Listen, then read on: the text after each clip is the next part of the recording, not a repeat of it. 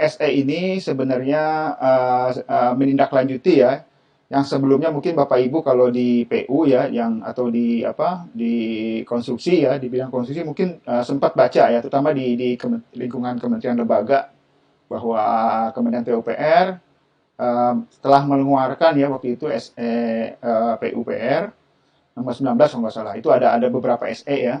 Nah ini sebenarnya kami cuma memang SEPU itu hanya berlaku di internal PUPR Bapak Ibu. Jadi untuk Pemda itu tidak berlaku gitu ya.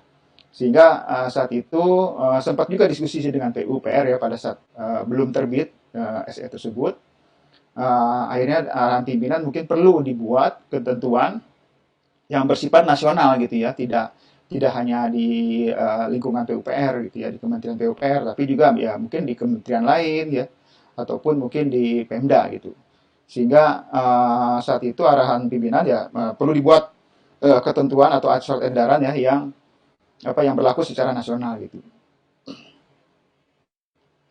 Baik, jadi ini isi dari SE ini kurang lebih adalah mengenai pedoman ya, pelaksanaan tata tertib ya evaluasi mengenai kewajaran harga ya di tender barang jasa lainnya dan pekerjaan konstruksi. Oh ya, dan juga kami tambahkan di SE ini juga ruang lingkupnya tidak hanya untuk pekerjaan konstruksi namun untuk barang atau jasa lainnya gitu ya. Ya, next. Nah, ini latar belakangnya Bapak Ibu, kurang lebih ya, bahwa saat ini ada kecenderungan gitu ya, bahwa apa tuh, para peserta tender itu menyampaikan penawaran yang di bawah 40%. Nah, jadi dikhawatirkan ini dapat mengurangi atau mempengaruhi ya atas kualitas dari pekerjaan tersebut, baik dari sisi tadi kualitas maupun dari sisi waktu gitu ya. Nah, sehingga diperlukan ada semacam SOP lah atau tata tertib untuk menilai bahwa penawarannya tersebut walaupun di bawah 80% itu masih bisa diterima gitu ya, masih masih visible lah untuk diimplementasikan itu Bapak Ibu. Nah, selain itu juga ini untuk memberikan semacam pedoman ya, kesamaan persepsi gitu ya di antara para Pokja ya PPK gitu ya, untuk pelaksanaan evaluasi kewajaran harga tersebut gitu ya dalam proses pengadaan. Ya, next. Nah, ini tujuan dari SE ini Bapak Ibu memberikan penjelasan teknis ya tertib pelaksanaan evaluasi untuk kewajaran harga pada tender barang jasa lainnya dan konstruksi ya bagi pokja pemilihan. Ya, next.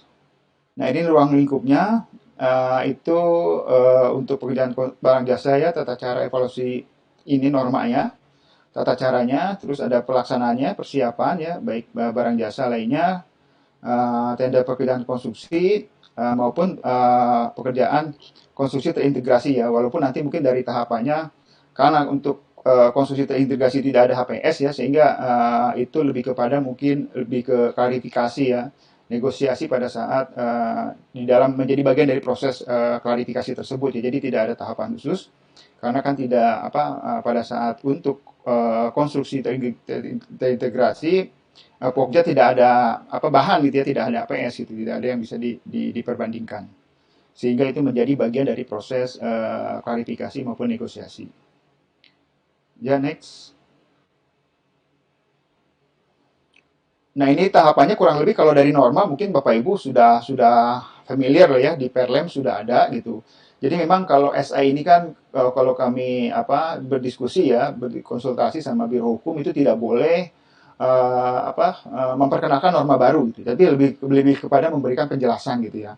Lebih kepada SOP-nya lah tahapan-tahapannya. Sementara kalau norma ataupun ketentuan itu tidak boleh ditambah. Jadi norma itu sebagaimana yang tercantum di dalam Perlem 12 gitu Bapak Ibu. Ya, next. Nah, ini adapun tahapannya mulai ada persiapan ya. Di situ ada persiapan nanti ada semacam undangan kepada para peserta yang penawarannya di bawah 80% ya. Jadi di dalam undangan tersebut ditentukan waktunya gitu ya. Terus termasuk dokumennya apa yang perlu dibawa gitu ya. Terus pelaksanaannya gimana? Apakah offline, online ya? Apalagi kondisi saat ini, jadi kami buka gitu ya, bisa online maupun offline gitu. Apa pelaksanaan evaluasi tersebut. Ya, next. Nah ini pelaksanaannya kurang lebih Bapak Ibu ya, nanti eh, Pokja ya tentu perlu perlu ada punya data juga ya, data terkait harga yang berlaku di pasar gitu ya. Terutama update ya terkait harga-harga yang ditawarkan. Misalkan terkait harga material, tenaga kerja gitu ya, apa sewa alat dan seterusnya. Terus nanti ada evaluasi ya, alasan alasan harga penawaran atau harga suatu produk tidak wajar ya, misalkan dari hasil klarifikasi ataupun dokumen yang disampaikan, misalkan harganya ternyata lebih tinggi atau malah atau lebih rendah atau sama gitu ya. Nah ini menjadi bahan pertimbangan pada saat melakukan evaluasi. Adapun harga yang apabila hasil klarifikasi tersebut harganya wajar gitu ya, bukti dukungnya wajar maksudnya yang disampaikan oleh penyedia, maka itu bisa dimasukkan ke dalam perhitungan. Namun evaluasi ini mungkin Bapak Ibu tidak mengubah penawaran ya Bapak Ibu. Jadi perlu ditekankan, walaupun nanti ada semacam kita minta data dukung, itu tidak akan mengubah penawaran dari peserta, tapi lebih kepada kita menguji gitu ya, bahwa dasar-dasar bukti dukung yang disampaikan di penawaran itu memang valid gitu ya, ada buktinya, ada dokumentasinya gitu. Nah, harga penawaran nanti dihitung ya berdasarkan volume yang dalam daftar kuantitas ya, termasuk harga. Terus apabila harganya lebih kecil dari hasil evaluasi, maka harga penawaran dinyatakan tidak wajar atau gugur. Nanti hasil evaluasi tersebut dituangkan dalam dalam berita acara tentunya Bapak Ibu ya, menjadi dasar nanti bagi Pokja untuk menentukan ya penawaran itu diterima atau tidak. Ya, next. Nah, ini persiapannya nanti perlu dibuat ya semacam list badan usaha maksudnya peserta siapa saja yang nanti perlu dievaluasi kewajaran harganya Bapak Ibu ya. Jadi nanti yang dilihat adalah nilai nominal ya, jadi harus dikonversi dulu Bapak Ibu, misalkan HPS-nya berapa, 80% dari HPS itu yang akan menjadi batas ya, batas kapan atau siapa nanti yang akan dilakukan evaluasi kewajaran harga. Nah ini kalau apabila penyampaian penawaran dalam satu file, nanti dilakukan terhadap 3 peserta dengan penawaran terendah ya berdasarkan hasil koreksi aritmatik. Begitupun nanti untuk yang 2 file ini dilakukan terhadap seluruh penawaran yang lulus evaluasi teknis ya setelah koreksi aritmatik. Terus metode penyampaian penawaran 2 tahap sama ini, tapi untuk hanya nanti yang akan dinilai di tahap di penawaran tahap kedua ya Bapak Ibu, karena di tahap kedua sudah ada harga baru karena di tahap 1 belum ada harga ya, belum dibuka harga. Ya, next. Nah, ini undangan ya Bapak Ibu yang berisi kurang lebih informasinya terkait waktu persiapan ya, waktu pelaksanaan, terus juga data dukung apa saja yang harus disampaikan, terus identifikasi mata pembayaran utama, terus personil yang berwenang ya untuk menghadiri, terus juga cara pelaksanaan klarifikasi ya. Nanti tadi yang disampaikan bisa apakah bertemu langsung ya, face to face atau cukup bisa lewat daring ya atau online. Ya, next. Ya nanti atas nanti penawaran ya yang setelah diidentifikasi itu perlu dilakukan evaluasi kewajaran harga. Nanti Pokja akan meminta ya peserta untuk menyampaikan analisa harga satuan pekerjaan ya. Nanti ada disusun format klarifikasinya, terus juga meminta penjelasan ya terhadap kuantitas maupun koefisien Pokja pemilihan. Ya, next. Nah, ini tahap selanjutnya menetapkan kuantitas atau koefisien ya, Bapak Ibu. Apabila penjelasan kuantitas atau koefisien peserta ini memenuhi persyaratan, maka itu bisa diterima ya Bapak Ibu.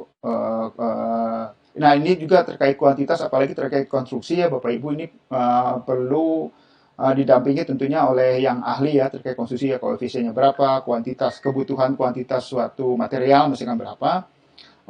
Perlu mungkin Pokja, apabila Pokja punya background sipil mungkin lebih bagus gitu ya, tapi apabila tidak ada mungkin perlu didampingi oleh emang pihak yang ahli ya, terutama ini teman-teman di PU yang sudah terbiasa gitu ya terkait perhitungan tadi koefisien, terus juga kuantitas ya dari suatu pekerjaan atau kegiatan ya. Apabila ternyata hasil tidak memenuhi persyaratan, maka nanti koefisien yang dipakai adalah atau kuantitasnya berdasarkan hasil kesepakatan bersama ya antara Pokja dan peserta. Apabila memang tidak memenuhi ya persyaratan spesifikasi teknis serta juga tidak ada kesepakatan, maka kembali kepada kuantitas maupun koefisien yang ada dalam HPS. Ya, next.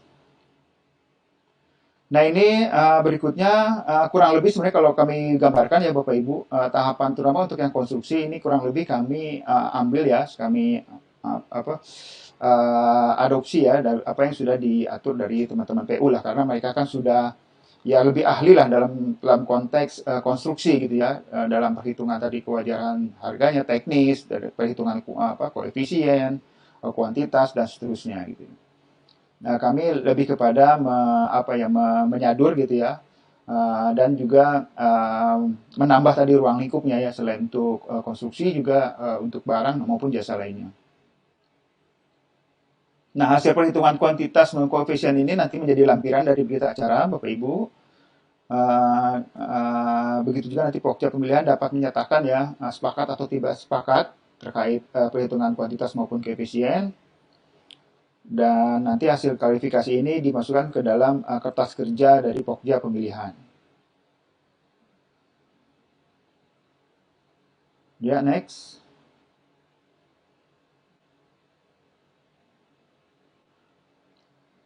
Ya, nanti menetapkan harga satuan dasar upah. Ini tentu nanti didukung ya, Bapak Ibu, dengan misalkan dengan upah ya, dasar upah di lokasi setempat, atau misalkan upah minimum provinsi ya apabila memang lintas kabupaten pelaksanaan kegiatannya gitu Bapak Ibu. Termasuk bahan nanti bukti dukungnya, peralatan ya apakah disewa atau beli gitu ya. Terus melakukan klarifikasi terhadap perbedaan rincian ya antara yang pada HPS pada HPSP maaf, antara yang penawaran peserta dengan HPS. Terus menghitung harga satuan dari hasil klarifikasi MPU ya. Jadi nanti memang untuk analisa harga satuan tidak semua dihitung ya Bapak Ibu, apalagi misalkan ya untuk gedung bangunan tentu akan sangat banyak ya Bapak Ibu. Jadi yang dihitung nanti MPU 20% dari MPU itu yang akan dievaluasi ya AHSP-nya. Untuk jalan mungkin ya pekerjaan jalan mungkin ya jembatan bisa jadi tidak banyak ya item pekerjaannya gitu. Tapi kalau misalkan kita bicara gedung, apalagi gedung bertingkat mungkin akan sangat memakan waktu gitu ya.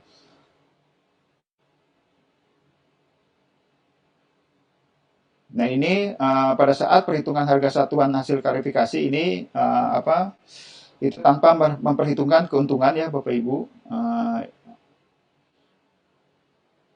Terus juga menghitung harga satuan penawaran ya yang bukan MPU. Terus nanti baru menghitung total harga hasil klarifikasi ya. Jadi membandingkan antara total harga hasil klarifikasi dengan penawaran. Ya, next.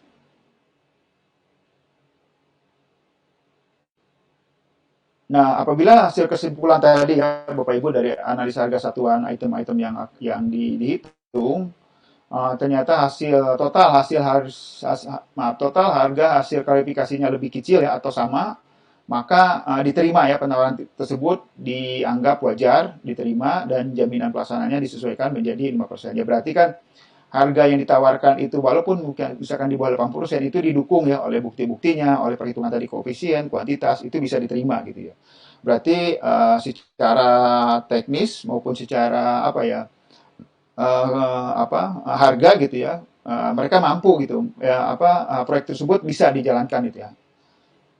Sebaliknya apabila ternyata hasil klarifikasi setelah dilihat bukti dukungnya ternyata harga perhitungan hasil klarifikasi itu lebih tinggi, nah berarti kan ternyata di lapangan itu ya diimplementasi harga-harganya lebih tinggi dari penawaran kan angka sangat tidak mungkin kalau itu tetap dilanjutkan gitu ya Bapak Ibu.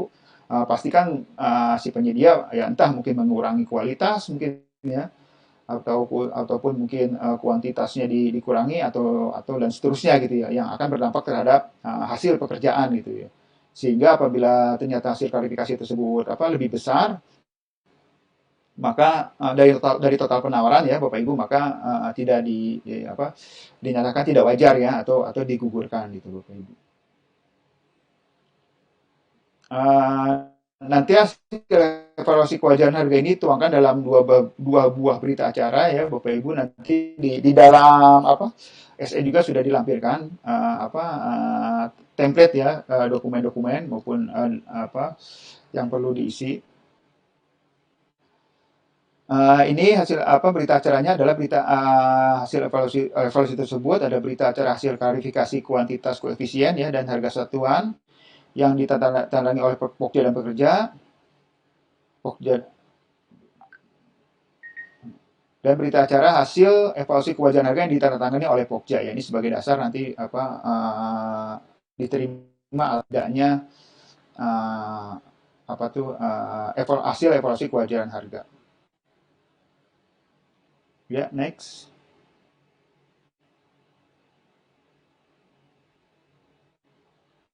Next. Dari kurang lebih dicantumkan ya di dalam berita acara nama paket, pagup anggaran, nilai total HPS, sumber dana ya, satuan kerja,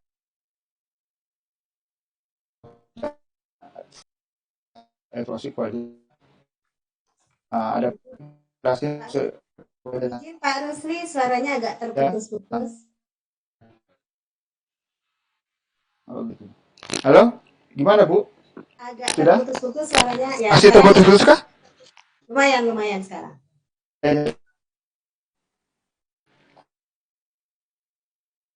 Bapak Ibu dari hasil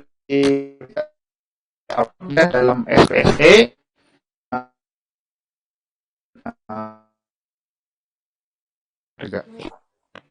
Putus-putus Pak Rusli, suaranya mohon izin.